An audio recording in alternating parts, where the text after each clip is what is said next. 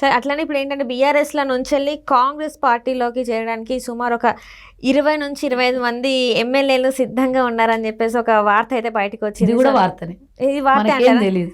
మనకేం తెలీదు. ఇవి జంప్ అయ్యే ఛాన్సెస్ లేవంటారా? అయ్యా మొన్ననే కేటీ రామారావు చెప్పిండు, హరీష్ రావు చెప్పిండు, 6 నెలల్లో ప్రభుత్వం కూలిపోతుందని కడియం శ్రీహరి చెప్పిండు. మొన్న కూడా మాట్లాడాను కదా, 6 నెలలు. మరి మీ 20 మందిని అయితే కాపాడుకోండి ఫస్ట్. తర్వాత మా ప్రభుత్వం ఉంటుందా పోతుందా తర్వాత, కానీ మీ దగ్గర ఉన్న వాళ్ళని కాపాడుకోండి. మీరు రాజాసింగ్తో కూడా చెప్పిపించారు. మీరు ఒకటే అనేది తెలుసలేదా? అసలు 8 సీట్లు ఉన్న వాళ్ళు మేము కీలక పాత్ర కాబోతున్నామని ఎన్నికలకు ముందు చెప్పిర్రు. ప్రభుత్వం పడిపోతుందని బీజేపీ మాట్లాడుతుంది. అంటే బీఆర్ఎస్ చెప్పిన మాటలా ఇవి, లేకపోతే బీఆర్ఎస్కి అనుకూలంగా మాట్లాడినటువంటి మాటలా? కాంగ్రెస్ కూలిపోవాలని అంటే బీఆర్ఎస్ ఎక్కాలి కదా, వాళ్ళకే 39 ఉన్నాయి. మరి మీరు బీఆర్ఎస్కి సపోర్ట్ చేస్తున్నట్టా, లేకపోతే ఎవరిని సపోర్ట్ చేస్తున్నట్టు? అంటే ఒక ప్రజలు ఇచ్చిన మ్యాండేట్ని పూర్తి స్థాయిలో 5 సంవత్సరాలు పరిపాలించడం కోసం ఇచ్చిండ్రు. ఇది కూల్చే అలవాటు బీజేపీకి ఎట్లా ఉంది? గత ఎన్నో ఏళ్ల నుంచి చూసుకుంటే 9 రాష్ట్రాలలో మా ప్రభుత్వాన్ని పడేసిండ్రు. అది వాళ్ళకి ఆనవాయితే. వాళ్ళు స్వచ్ఛందంగా డైరెక్ట్ ఎన్నికలలో పోటీ చేసి గెలిచేవి తక్కువ, కూలగొట్టేవి ఎక్కువ ఉంటాయి. కాబట్టి వాళ్ళకి ఆనవాయితే. అదే ట్రెడిషన్ బీఆర్ఎస్కి అప్పచెప్తుర్రేమో, మేము ఏ విధంగా కూల్చాలను అనేది చెప్తామని వాళ్ళకి ఏమన్నా ఇంటిస్తున్నారేమో. కానీ ఇది మంచిది కాదు, ఇది కరెక్ట్ కాదు. ఈసారి రాళ్ళు తీసుకొని కొడతారు. కాంగ్రెస్ పార్టీ ఇడిచి ఒక్కడన్నా బయటికి వెళ్తే అంటే మేమెవ్వరమేమనం జనాలు ఫస్ట్ కొడతారు. అంటే ఇక్కడ ఏంటంటే బీఆర్ఎస్ నుంచి కాంగ్రెస్, నేను అదే చెప్తున్నా. మా దగ్గర పడేస్తా అంటే రాళ్ళు తీసుకొని కొడతారు. మీ దగ్గర నుంచి ఇప్పుడు మాది పడేసే దేవుడు ఎరుగు, మీ 20 మందిని కాపాడుకోండి అంటున్నా. ప్రతిపక్ష పార్టీ నుంచి అంటే బండి సంజయ్ ఉన్నారు. ఆ వ్యక్తి ఏంటంటే సీఎంకి లేఖ రాయడం, అభినందిస్తూ లేఖ రాయడం, ఈ పరిణామాలు ఎట్లా చూసుకోవాలి? బండి సంజయ్ కానీ రఘునందన్ కానీ ఇందాకనే చెప్పిన నేను. ఇప్పుడు ఒక పని చేసేటప్పుడు ఒకటి ఎగ్జామ్స్ రాస్తాం. నీకు ఇష్టం లేకపోయినా 100కి 100 మార్కులు వచ్చినా కూడా నువ్వు అభినందిస్తావా లేదా?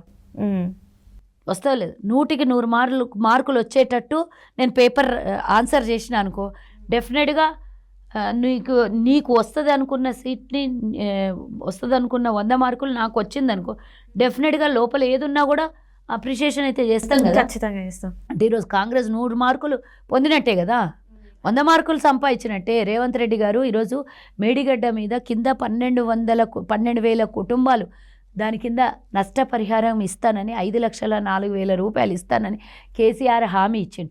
ఇంతవరకు దాని ₹1 ఇయ్యలేదు. దాని మీద విచారణ చేయమని, దానికి వాళ్ళ కుటుంబాలను ఆదుకోమని కూడా వాళ్ళు చెప్పిండ్రు. ఇద్దరు లేఖలో మిడ్ మానేరు దీని గురించి మిడ్ మానేరు దాని కింద మొత్తము 12,000 కుటుంబాలు నష్టపోయిన, భూములు పోయినాయి, ఇండ్లు పోయినాయి, అన్నీ పోయినాయి. వాళ్ళకు ఇస్తానని ఇల్లు కట్టుకోవడానికి 5,04,000 ఇస్తా అన్నారు. ఇంతవరకు దిక్కు మొక్కు లేదు. వాళ్ళు మరి నిర్వాసితులు అయిపోయి ఎక్కడ ఉండాలి? ఎందుకు వీళ్ళని పట్టించుకోలేదు? మేము దాని మీద కొట్లాడినాం. ఇదే రాజనరసింహ గారు కూడా ఆనాడు కొట్లాడినరు, వాళ్ళ పక్షాన, ప్రజల పక్షాన కొట్లాడినరు, కేసులు పెట్టినరు, అన్నీ. మరి అంటే ఇప్పుడు ఇది కేసీఆర్ చేస్తున్న తప్పుని 100 సార్లు చెప్పినాం మనం, ఇన్ని తప్పులు చేస్తున్నాను. ఆ తప్పుని సరిదిద్దుతాము అని కాంగ్రెస్ పార్టీ ముందుకు వస్తే డెఫినెట్గా హర్షించదగ్గ విషయమే కదా. పోనీ నేను అడుగుతా, మీరు నష్టపోయిన పరిహారం ఇవ్వకపోతుంది, కానీ ఈరోజు దాని మీద 1,40,000 కోట్ల అప్పయింది. మరి ఎక్కడ పోయినాయి ఆ పైసంతా? 12,000 కుటుంబాలకు ₹1 ఇవ్వకపోతుంది చక్కగా.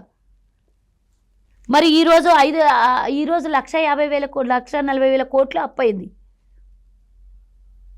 ఇదే కదా అందరు కావాలనుకున్నది, కోరుకున్నది. ప్రజలకు న్యాయం జరగాలి, నిర్వాసితులకు ఇల్లునన్న కల్పించాలి, అయితే ఇస్తాన్న డబ్బన్న ఇవ్వాలి. అది కూడా చేయకపోతే మీరు.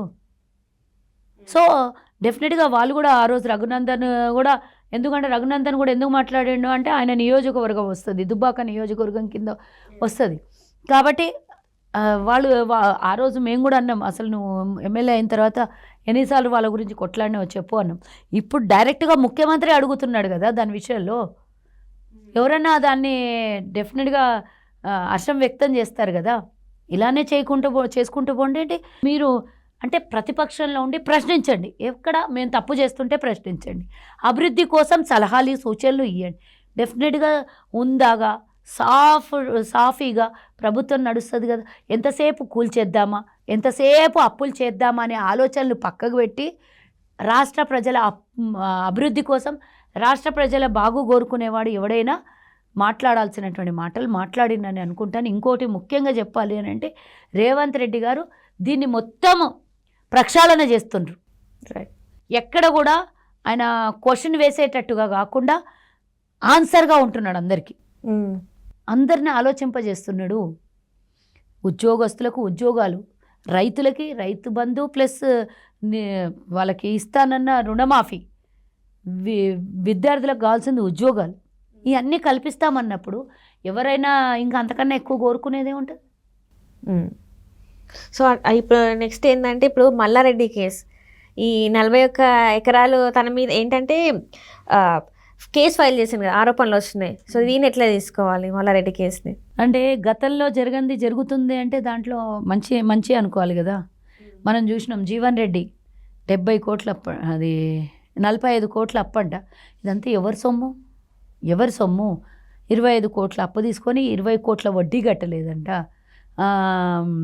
బాన్స్వాడనా షకీల్, ఆయన 70 కోట్ల స్కామ్ అంట. రైస్ మిల్స్లలో సివిల్ సప్లైకి బాకీ ఉన్నది 70 కోట్లు. అట్లా ఒక్కొక్క నాయకుడు ఒక్కొక్కడు ఇంత 100 కోట్లే అంటే అసలు రాష్ట్రం ఏమైపోయింది? దీని మీదే కదా ఉత్తమ్ కుమార్ రెడ్డి గారు కూడా ప్రస్తావించారు. కట్టాలే వదలము, మేమేం చేయము, అది అధికారులు అడుగుతారు. మేము అధికారులు ప్రశ్నిస్తున్నాం, దీని సంగతి చెప్పండి, ఈ రివ్యూలో మీరు ఇచ్చే రిప్లై ఏంది అంటున్నాం. డెఫినెట్గా దీనికి అక్కడికి డెఫినెట్గా కనెక్ట్ అయ్యి ఉంటుంది కదా. వాళ్ళ మీద ప్రెజర్ చేయకపోతే అధికారులను మేము ఊరుకోం కదా, మేమేం డైరెక్ట్ రాము, అధికారులను ప్రశ్నిస్తాం. అధికారులు ఎవరిని అడుగుతారు? తప్పెవడు చేసిండో అన్ని ప్రశ్నిస్తారు. మేమేం డైరెక్ట్ లేదు, చైన్ సిస్టమ్ వెళ్తుంది. అది ఆ చైన్ సిస్టమ్ వాళ్ళ పని, ఎవరి పని వాళ్ళు. చట్టం ఎవరికి చుట్టం కాదు. తప్పు చేసిన వాడికి శిక్ష తప్పకుండా పడాల్సిందే, ఎవరైనా సరే. కల్వ సుజాత అయినా సరే, కేసీఆర్ అయినా సరే, ఇంకెవరైనా సరే, తప్పు చేసిన వాడికి శిక్ష తప్పకుండా పడాల్సిందే. రైట్. ఇంకొకటి ఏంటంటే ఇప్పుడు రేవంత్ రెడ్డి గారు నార్మల్గా మంత్రులు ఎమ్మెల్యేలు ఫ్లైట్స్ చార్టర్ ఫ్లైట్స్ అని వెళ్తున్నారు, కానీ రేవంత్ రెడ్డి గారు మాత్రం తన కార్లో ఎందుకు ఇంత అసలు ఎలా? రాష్ట్రం అప్పుల పాలయ్యిందమ్మా, అప్పుల పాలయ్యింది. ఇంకా కొరత చేసి ఇంకా నష్టం చేకూరిస్తే మనము నిజంగా ఫామ్ హౌస్ నుంచి ప్రగతి భవన్కి కోట్లాది రూపాయలు, 100 కోట్ల రూపాయలు సెక్యూరిటీ కోసం, వాహనాల ఖర్చు, ఇంధనం ఖర్చు కోట్లాది రూపాయలు అయిందంటే ఈ 10 ఏళ్లలో 100 కోట్లు. అది ఎవరికి ఒరిగి పెట్టింది? ఏం లాభం చేకూర్చింది చెప్పు? పోనీ ముఖ్యమంత్రి ఫామ్ హౌస్ నుంచి ప్రగతి భవన్ వచ్చి ఓ 4 ప్రజల్ని కలిసిండా? సామాన్య ప్రజల కష్ట సుఖాలను అర్చుకున్నాడా? ఏం లేదు. ఈ నుంచి ఆడిపోనికి, ఆడి నుంచి ఈడికి రానికి, అది కూడా బంధుగోడల మధ్యలోకి వెళ్ళి కార్లు ఎక్కుతాడు. ఈ నుంచి పోయేటదాకా సెక్యూరిటీ, రోడ్ల మీద గజ్వేల్ దాకా ఆయన ఫామ్ హౌస్కి పోయిన దాకా అది అట్లనే రోడ్డు మీద వాళ్ళు సెక్యూరిటీ ఉండాలి. ఎన్ని రకాల నష్టం చెప్పండి. కాబట్టి ఈరోజు రేవంత్ రెడ్డి గారు ప్రగతి భవన్ నాకు అక్కర్లేదన్నారు.